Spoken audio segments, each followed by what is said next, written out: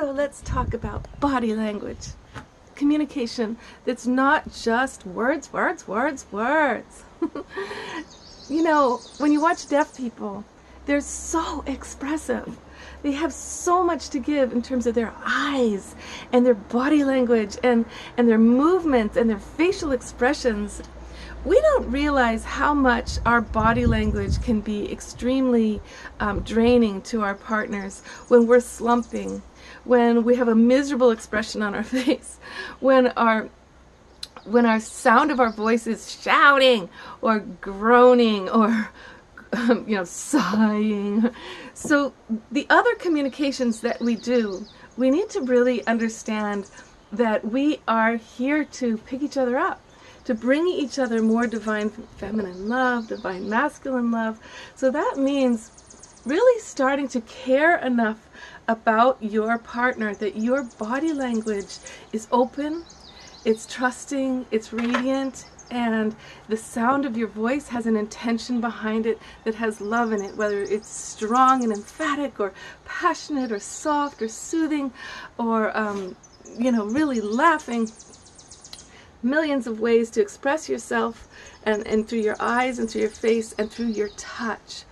We'll get to touch as a love language soon, but that's another one of the wonderful ways to communicate, so that you're communicating love.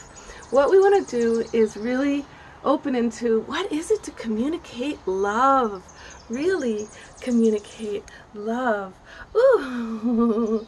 Okay, so you're going to be creative about it on all these other levels, but starting with the body language. What are you communicating to yourself? That you don't love yourself, that you don't have high enough self-esteem to stand up and face the day and look it in the eyes. So what you're communicating to yourself is also hugely impacting your family and your loved one. So the first thing I want you to practice now when you get off of this is walking in an open way, putting your shoulders back, and smiling, okay? Now the thing about smiling that is so amazing is that smiling actually releases hormones of happiness, dopamine, into your brain every time you smile, every time. And you know what? You don't even have to have a reason to smile. You don't. Just the act of the smiling itself, it releases the dopamine. You could put a pencil in your mouth that would turn up the corners of your mouth and have grumpy little thoughts, and the dopamine would still drop in and it would change your mood for the day. So I practice insane smiling, especially when I'm driving. And so this is going to be very, very fun for you, because our faces look so different when they smile. It's almost like a different face than the face that's not smiling. Share that face with each other with no reason. I used to babysit, I used to be a nanny for this darling little girl. I loved her so much. And I realized that her parents were away so much, and they were very serious people. And she wasn't getting enough opportunity to laugh and smile. She didn't have other little kids to play with. So I decided to just make it a whole journey about smiling. So we would sit and watch cartoons, and I would just laugh hysterically. And then she would go, I'd say, it's funny, so we can laugh. And then I'd laugh when things were not funny. And she goes, well, that wasn't funny either. And I go, I know, we don't have to have a reason to smile. We don't have to have a reason to laugh. We can do that first, and then we'll make them funny. And she loved this. We got into sitting on the couch, laughing and smiling, until her mother would come in and look at us and go, how are you doing this? What's going on? It's a good practice, darling. Changes everything. So let's do it, okay? Today, communication of love and joy through your face, through your body language, through the sound of your voice. Watch the sound of your voice. That's so important. Did I say that enough? I didn't say it enough. Oh my goodness, the sound of your voice. The sound of our loved one's voice should be something that we dream of, that we long to hear. But if it's always complaining and it's always kind of pathetic or without awareness, then it's a sad feeling, like, oh, what's wrong with my loved one? They sound so crummy. So let the beautiful sound of your voice out. Think of your words as poetry. Think of your words as songs, and so the way that you speak is a song. I know my voice is a little gravelly right now. It's not the best example. But, you know, we just do as best as we can. We don't have to be perfect. We just have to be perfectly, you know, enjoying the journey. Okay. Communication and driving. Did you know so many couples have terrible fights in their cars? You probably know this well. It's like one or the other person, usually it's the man, feels trapped by the woman wanting him to go slower, and he feels like she's trying to control him. And the woman feels endangered because the man will not listen to her, feeling unsafe, feeling at a different pace.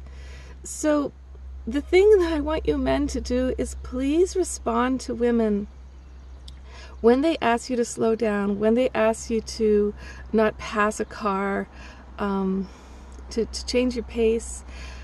Don't respond from the ego of like she's trying to control me.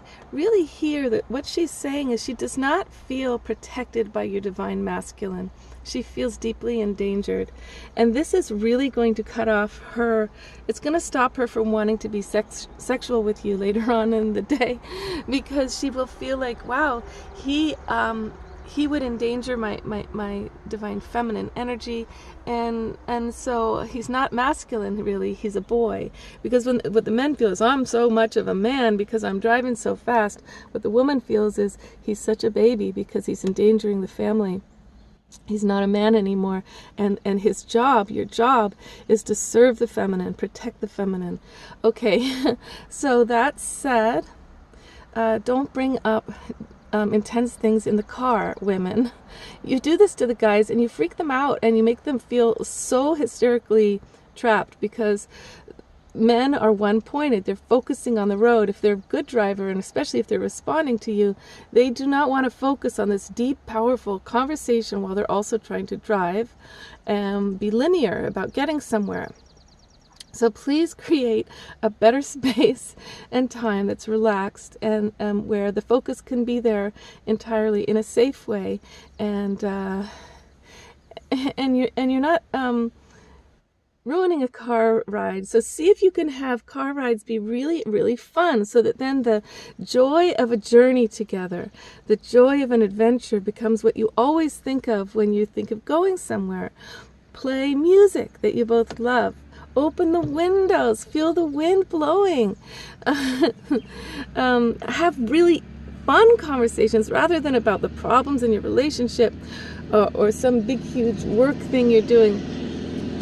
Talk about, you know, fun things that you've heard, or jokes that you heard, or read, you know, you can do tapes on, you know, storybook tapes, or just tell each other stories and laugh and joke, you know, enjoy the scenery, be present, hold each other's hands, stroke each other's, you know, hair or necks as you're driving. This will make it very fun. And the communication is saying, we choose a time and place for our hearts to express what's difficult, so that they are full of grace in sacred space. Yeah, time and place for grace and sacred space, for your loving communication and the needs that you have to deepen between the two of you. Okay, love, do this right. Okay, enjoy your car rides.